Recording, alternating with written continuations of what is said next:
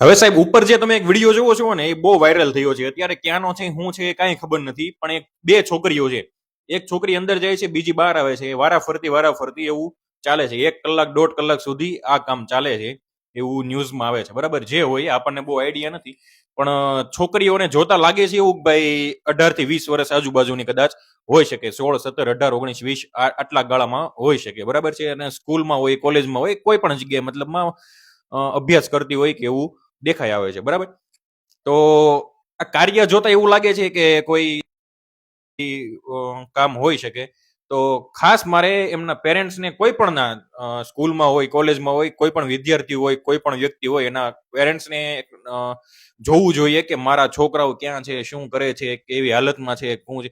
Surprise visit કરો, surprise એના phone check કરો, કોઈ પણ વસ્તુ કરો જેનાથી તમને આઈડિયા આવી શકે કે આપણું બાળક શું કરે છે. થોડોક ધંધામાંથી, કામમાંથી, નોકરીમાંથી સમય કાઢીને એમને આપો થોડોક, તો તમે જાણી શકો કે તમારું બાળક ક્યાં છે અને શું કરે છે, કઈ પરિસ્થિતિમાં છે, શું શીખે છે, કઈ હાલતમાં છે, કયા રસ્તે જઈ રહ્યું છે.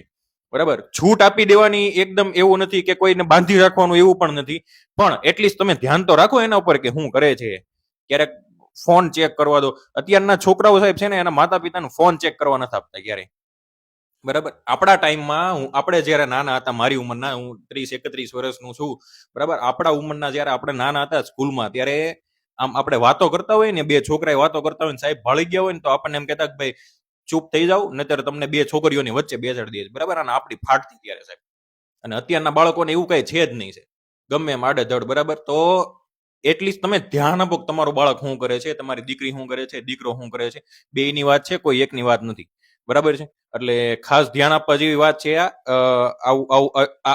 આ જે વિડીયોમાં ઘટના બને છે તમારી જોડે કે તમારા બાળકો જોડે ના બને, એનું ખાસ ધ્યાન રાખો. આ બહુ ફોરવર્ડ છે, બહુ એટલે બહુ ફોરવર્ડ કહેવાય આને. ફોરવર્ડ થવું જોઈએ, પણ આટલું બધું બી નહીં કે તમારા મા બાપને નીચું જોવાનું થાય. જો હવે આ વિડીયો વાયરલ થયો છે, બરાબર, એમાં ખબર પડવાની જ છે, કોઈ પણ હોય દીકરીના મા બાપને ખબર પડવાની જ છે કે મારી દીકરી છે એમ.